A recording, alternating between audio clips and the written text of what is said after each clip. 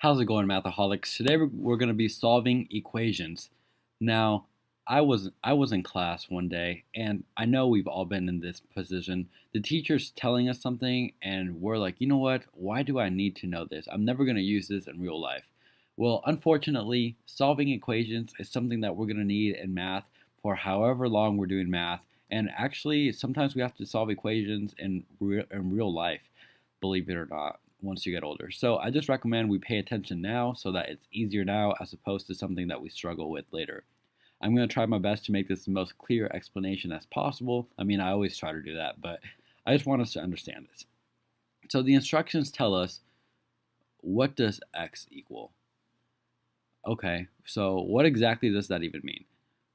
We want to get this x by itself. How do we do that? Over here, I made some steps. First step, get rid of anything on the side of x that is not directly affecting x. Okay, what exactly does that even mean? So there's two sides in this equation, and they're broken up by that equal sign right there. So this is one side, and this is the other side, just a 33. The steps tell us get rid of anything on the side of x that is not directly affecting x. Let's look at this 4x. I crossed that out. We see how that 4 is right by x. They're being multiplied together. That means it's directly affecting the x. However, let's look at this 1. See how it's on the same side as x, but it's not personally right there, like it's not breathing all on top of it. It's on the same side of x, but it's not directly affecting it. So that is what we're going to get rid of first. Now, whenever we need to get rid of something, whatever its function is or its operation is, we want to do the exact opposite. So we see a plus 1. What are we going to do? Minus 1. And whatever we do to one side of the equation, we have to do to the other side. So we're going to subtract 1 from 33 as well. Now let's rewrite this. I'm going to rewrite it over here. Now we just have 4x equals 32 because we subtracted 1 from 33. And now what does the second step say? It says get rid of whatever is directly affecting x. That's not the best color for that. There we go. So what do we see that is directly affecting x? In this case, we see the 4 right on top of x. So since those are being multiplied, we want to get rid of it by dividing by 4. Divided by 4, divided by 4. Whatever we do to one side, we have to do to the other. That gets rid of that. X equals 32 divided by 4, which is the same thing as 8. So now we just put an 8 right here, and that's the answer. Simple. Let's try another problem.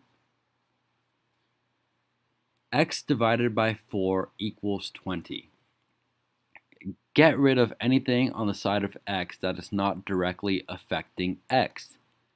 So we don't see anything on here on this side besides the x over 4. So we don't have to do anything because there's not a plus 1, there's not a minus anything.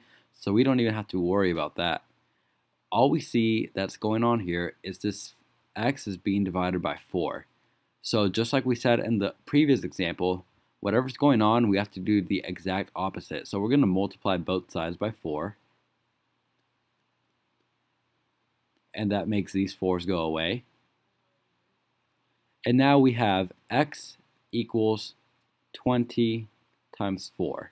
20 times 4 is 80, so x equals 80, and that's the answer. Now let's move on to the next problem. Put our answer in here. 3x plus 4 equals 16. Let me bring our steps down with us. Step 1. Get rid of anything on the side of x that is not directly affecting x. What is not directly affecting x in this case? It's that plus 4. How do we get rid of it? Minus 4 on both sides. Now we have 3x equals 12. What is step 2? Let me cross this out. Step 2 says get rid of whatever is directly affecting x. So now we just divide by 3, divide by 3, and we get x equals 12 over 3. What is 12 divided by 3? That's just 4. And we have x equals 4. Just put that in here. Next one. If you want to try this out on your own, I encourage you to give it a try. Just follow these same steps, but if you want to watch along, then just go ahead and watch. 7x minus 2 equals 47. Step 1. Get rid of anything on the side of x that is not directly affecting x. Plus 2, plus 2. 7x equals 49. Okay, we did that first step. Second step, get rid of whatever is directly affecting x.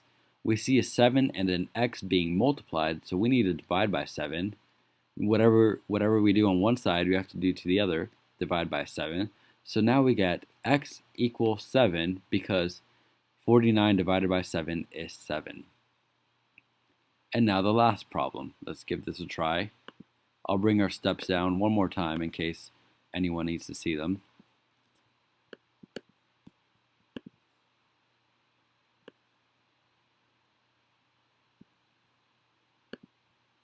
Alright, let's see.